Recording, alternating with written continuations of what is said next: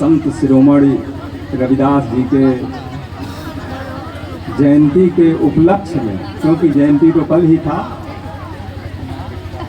आज इस कार्यक्रम के अध्यक्ष, आयोजक मंडल और मुख्य अतिथि डॉक्टर अंकुर गौतम जी, उनकी पत्नी डॉक्टर पूनम भारती, विनय कुमार करुण, कामरेड चंद्रभान और तमाम लोग, बच्चे बच्चियों, नौजवान, बुजुर्ग, गांव वासियों, आज यहाँ ये जो कार्यक्रम है, हम तो यही नहीं समझ पा रहे हैं कि ये एकदम बिल्कुल कॉकटेल है, मिला जुला है। थोड़ा अगर एक इतने बड़े कैरेक्टर पे ये कार्यक्रम हो रहा है, उन्हीं पे ज़्यादा फोकस किया जाता तो अच्छा है, या उसको जो है एपिसोड में किया जाता कि कल्चरल अलग, लेक्चर अलग और चीज़ें अलग अलग की जाती तो शायद अच्छा होता। फिर भी आज ये अच्छा है, किसी गांव में इस तरीके से कार्यक्रम होना ये अच्छी बात ही है। तो हम यहाँ नौजवान ज़्यादा हैं और नौजवानों के हौसला अफजाई के लिए कुछ शब्दों के साथ और कम शब्दों में अपनी बात को समाप्त करना चाहते हैं।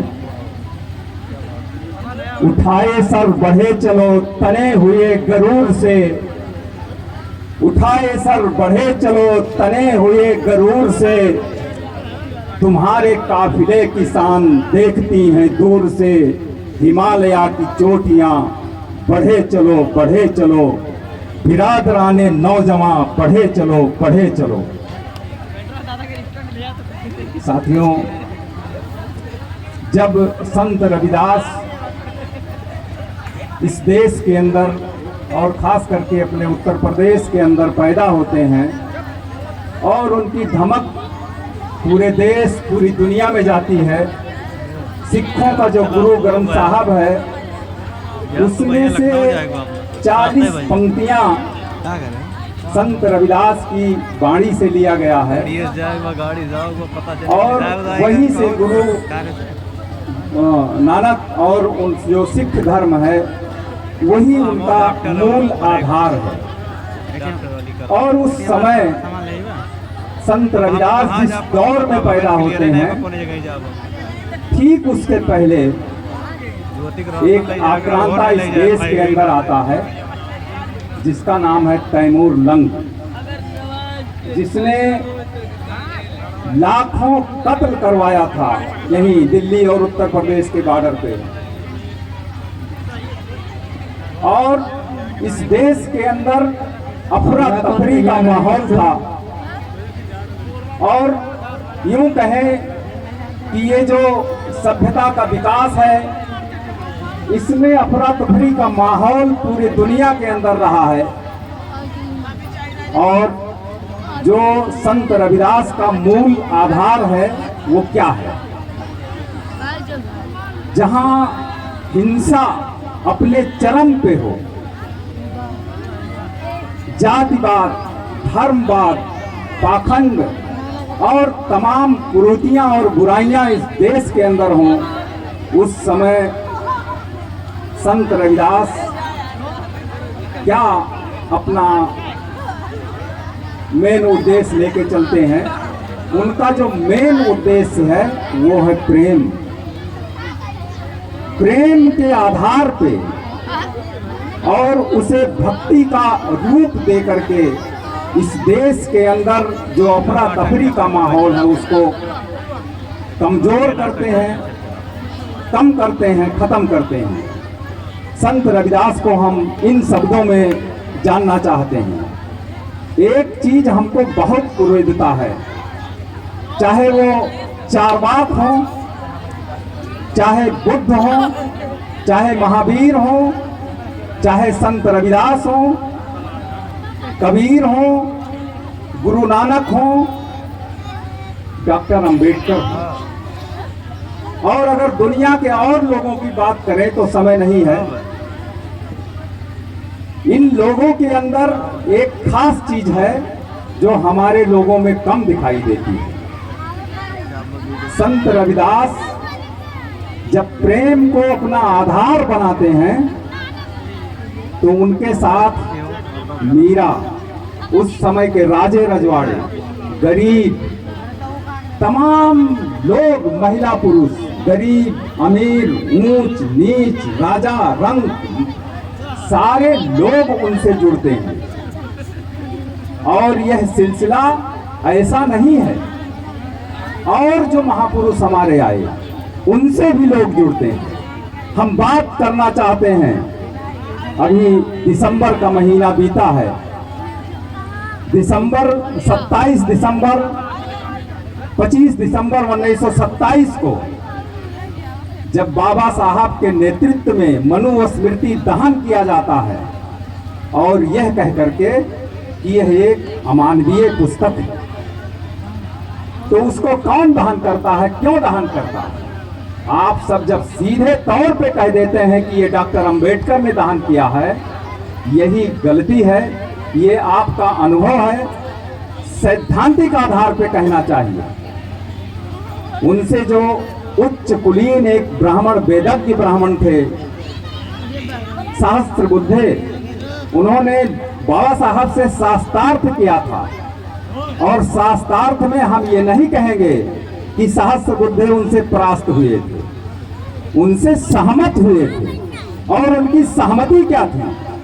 उनकी सहमति ये थी कि ये सच में अमानवीय पुस्तक है, बाबा साहब आप व्यवस्था करिए, हम करते हैं, और यह अमानवीय पुस्तक है और इसको हम आपके हवाले करेंगे। ये था जब राहुल सांकृत्यायन बनारस के पंडों से कई दिनों तक जब उनका शास्त्रार्थ होता है, और वो पंडे जब उनसे शास्त्रार्थ में यह मान लेते हैं कि आप विद्वान हैं, आपसे हम जीत नहीं सकते, तब उनको महापंडित का उपाधि मिलता है।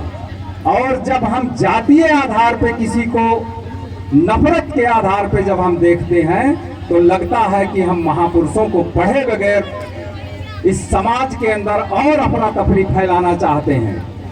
सवाल यह है कि जब आप सिर्फ एक जाति के लोग ज्यादा से ज्यादा इस प्रांगण में हो, जब इसमें सभी जातियों के लोग हैं और स्वस्थ रूप से प्रेम और मानवीय दृष्टिकोण से बात आए, और वो सबको अच्छा लगे, सबको जो है माइंड करे, सबको एक अच्छा माहौल पैदा करे, तब माना जाएगा कि ये संत रविदास की जयंती है।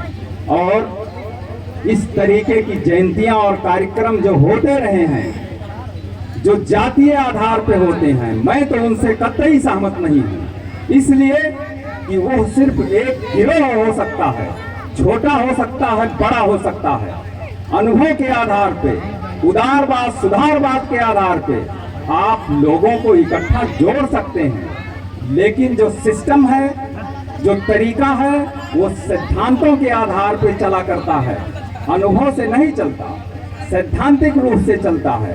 और आप जब क्रांतिकारी विचारधाराओं से जब आगे उसको लैस करके जब आगे बढ़ेंगे, तब आज के माहौल को जो आप लोग चर्चा का विषय नहीं बनाते, आज यह देश जाति और धर्म के नाम पे जलाया जा रहा है, जल रहा है।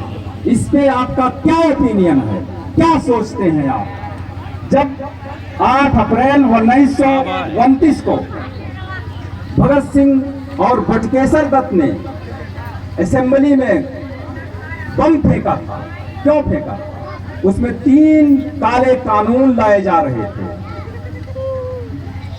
एक ट्रेड सेफ्टी बिल, एक पब्लिक सेफ्टी बिल, कि जनता अपने अधिकारों के लिए आवाज ना उठाए और संगठित असंगठित मजदूर अपने अधिकारों के लिए आवाज ना उठाए, पूंजीपति जैसा चाहे वैसा उनको करे। आज भी ये सरकार यह कानून ला तो रही है, उसमें आपका क्या ओपिनियन है? पूरे देश के अंदर 8 फरवरी को धरना होने तो जा रहा है, पूरा देश उसमें आप क्या करना चाहते हैं? यह देश और यह दुनिया मजदूरों के हाथ से बनती है और बिगड़ती है, और मजदूरों के अधिकार को लूटा जाता है इस देश के अंदर। और ये जो नौजवान पीढ़ी यहाँ पे बैठी है, हमारा एक छोटा साथी चंद्रभान है, हम इनको बार बार कहते हैं कि नौजवानों को इकट्ठा करिए और भगत सिंह इनको पढ़ाइए। जब आप भगत सिंह को पढ़ेंगे, भगत सिंह को समझेंगे, तब आप डॉक्टर अंबेडकर को समझ पाएंगे, ये हमारा मानना है। और आइए आप सब एक गोष्ठी करिए और उसमें बहस में उतरिए और भगत सिंह को लाइए, डॉक्टर अंबेडकर को लाइए। और इन्हीं शब्दों के साथ मैं अपनी बात को समाप्त करता हूं, क्योंकि संचालक महोदय बहुत कम समय दिए हैं। धन्यवाद।